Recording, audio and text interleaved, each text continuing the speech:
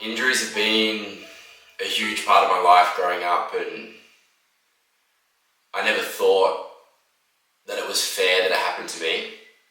I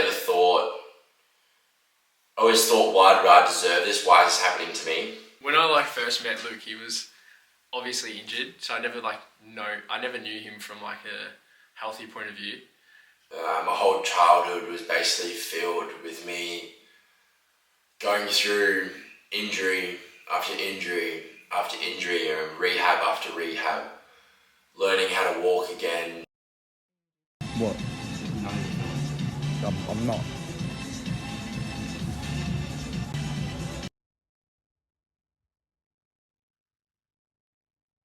Learning how to run again, learning how to play sport again. And that took a huge toll on me, not just physically with the injuries, but mentally. But when I knew him when he was injured, he was going to the gym. He was grinding, running when he could, walking when he could. But then the times that I wouldn't see him doing that, he was just sitting in bed doing absolutely nothing. So I never knew what Luke was fully like when he was a kid, because he never actually got to be able to go out and be himself, go out with friends and chill in a way. I reckon he's probably spent 2 years of his life sitting in bed doing fuck all, and the times that he could stand up, he'd be at the gym. I saw so many of my friends doing so many things that I wanted to do, and my dreams that I wanted to do, my friends were accomplishing them. Got to a stage where he wouldn't answer my calls. And I don't know what was wrong with him. I don't know if whoever's called Luke would know that the first dial is straight away to voicemail.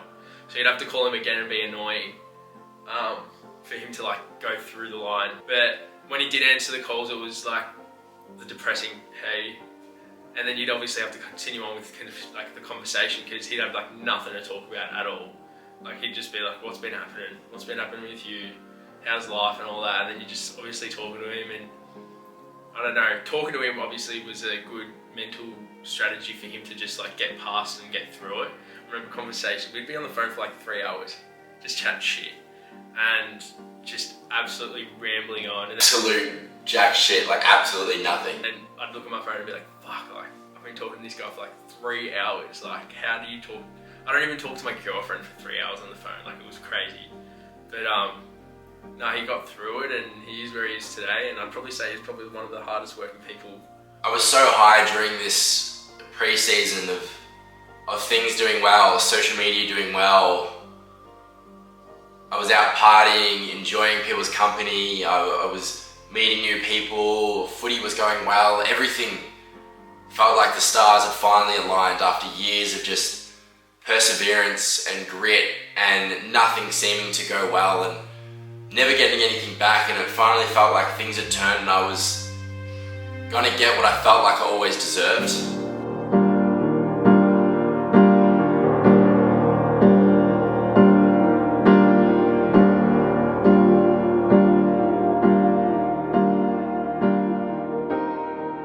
He underwent what we call a medial meniscectomy about 3 weeks ago. With this injury, basically what he was doing is he just twisted the knee slightly, and inside the knee, inside the hinge of the knee joint, we have 2 shock absorbers. We've got a lateral meniscus, which is a moon-shaped piece of cartilage that sits on the outside of the knee, and we've got a medial meniscus, which is a similar moon-shaped piece of cartilage which sits on the inside of the knee. And as his knee twisted a little bit, it actually caused 2 issues. It pushed the lateral meniscus a little bit, and it also tore part of the inside aspect of the medial meniscus. That happened. I went from up here straight down to here. I was so high and then went so low straight away. And within 24 hours, it took me straight back to this place of a little boy feeling vulnerable, helpless and worthless. All those things may not be true because of these traumas that I've had. It took me straight back to that moment of being in bed, lying down without any answers and feeling helpless.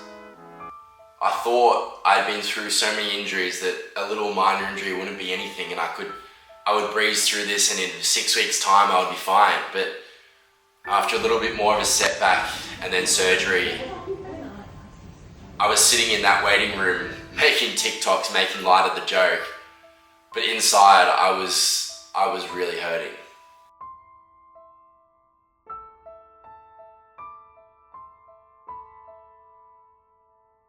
Luke, for probably the last 5 years, I think I met him at school, maybe even 2019. I first had a bit to do with Luke in 2021 when he came in after having ruptured his left ACL at training at school footy. We did his ACL rehab after he had it operated on and reconstructed. We did his rehab through COVID. It took about 14 to 16 months to come back to playing football. Raj, he became that figure that I looked up to for guidance, and he helped me through that time and instilled that belief into me and ultimately got me back.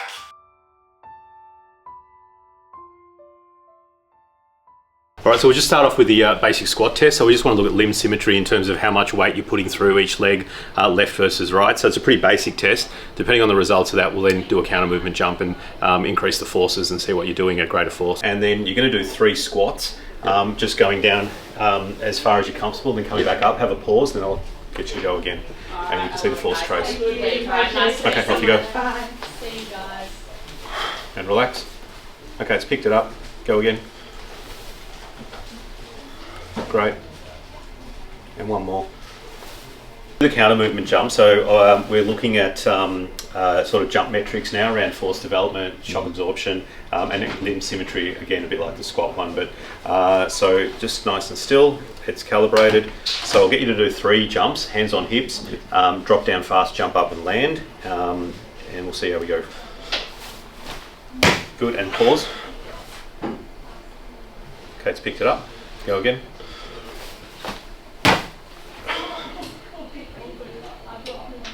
And again. Your eccentric peak force on the way down was only an asymmetry of 12%, which compared to your squat is actually really good. And we're talking about high forces. So it is the weak, or it is the left leg, the operated leg, which is showing more force generation, and that's your jumping leg, that's your kicking leg. So if we factor that in, these results are actually really good. If it was the other way and the right leg was bearing the load, I'd be concerned that the left is not strong enough, but these are all indicating that the left is doing its job. So, you know, we're ready for jogging this week. So we're 3 weeks post-op. There's no swelling in the knee whatsoever. And his quads are looking really good, really symmetrical there. You're just tense, mate. Even that definition of his VMO looks fantastic, so that's good. Are you getting any pain whatsoever? Not really. All right. Not too bad. As I push into that position, do you feel anything? And there? A little bit of rotation, do you feel anything? No. Both ways? Nothing? Nothing. That's good. So the medial meniscus was cut out. Any tenderness on the joint line? No. Nothing at all? Nothing. Fantastic, mate. It's looking fantastic. It's looking really good. Yep. It's good news. Get back out there playing soon. Hey, no, We're all good. Get some running this week, and then we'll build from there. So this week we'll look at straight line running, as per the program we've talked about. Next week we're going to look at some change of direction, and then we'll integrate back into some football-specific match sim work the week after. So 7th of June at this stage, mate. Sounds good. See how the fitness is holding up after. We'll be fine. Yeah, I got told I would never be able to walk normally again and learn how to run again, and I wasn't going to take that answer, and I knew that I had to surround myself with people that believed in me, even when specialists and surgeons didn't believe in me. I had to put that all beside me and build a team around me to try save anything that I could. This little belief in me, this little Luke in me saying that I can do this, and that's where I reached out and I met Corey. Alright, so Lukey came to me about 4 years ago, so had a really bad accident through footy with an ACL, and then also had some bad hip issues, so basically had to retrain to walk, to run, to get all his cycling patterns and stuff back, and then just been one of my most dedicated athletes ever since. So first impressions of Luke when he came in, he was just like this little sort of skinny, frail, buff-haired kid.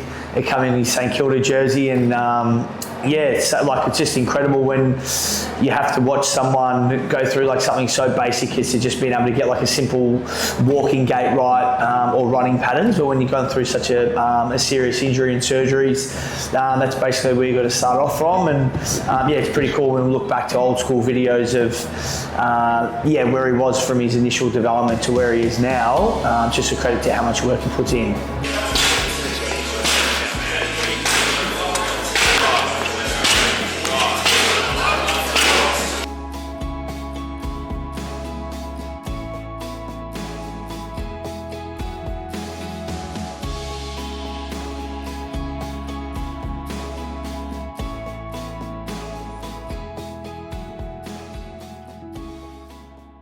Everyone says that things happen for a reason, and that is something that I don't necessarily believe in. And my beliefs now is sometimes things just are, things just is, and you have to make what you can in a positive light of that situation. It's not necessarily things happen for a reason, and because you got injured, this opportunity presented itself. I don't believe in that.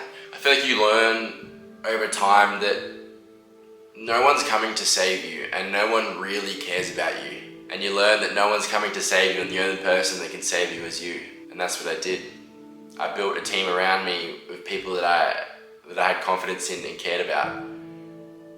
And I did it. I came back. Because I've been so low at times, I found it very hard to enjoy the process because it's not where I want it to be.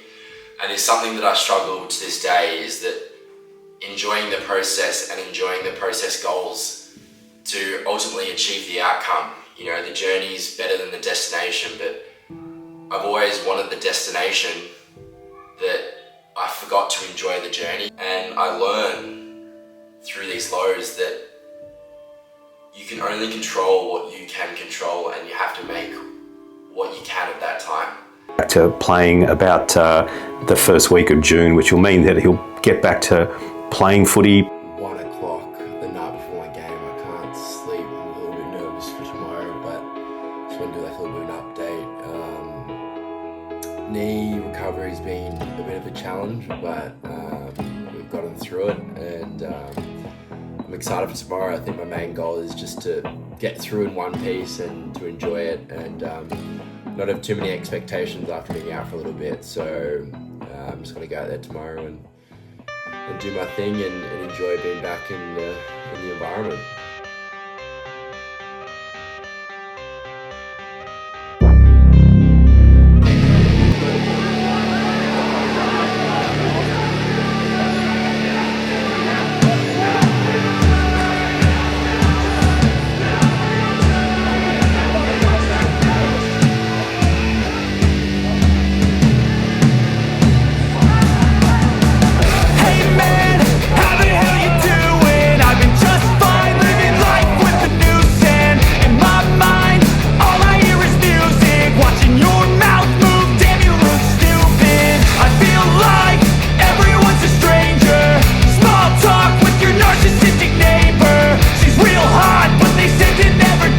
Yeah, I'm Corey Hargraves, so director here at Pulsate Centre. So we're a gym in Murrumbina, so based around high performance training, specialised in AFL stuff. So we've been here for 8 years, and Luke was one of our one of our foundation members that started a long time ago. I think it was probably about 6 years ago I first came and seen him. My name's Niraj, one of the directors at Move for Life Physio. Been doing this for about 25 years. My main interests actually are ACLs and knee injuries. I do see a lot of footballers like Luke who are coming through the system at a junior level and unfortunately do find themselves with serious knee injuries, and it's very rewarding to see these kids overcome the adversity from that injury and then actually get back to playing their best footy and getting themselves out there to the best of their ability. So enjoy that part of my job, as well as running a busy practice with 8 or 9 physios, a psychologist, dietitian, podiatrist, massage, and a whole heap of exercise-related services as well. You do need to find us. You can find us on Instagram at moveforlifephysio.healthhub, or our website is www.moveforlifephysio.com.au.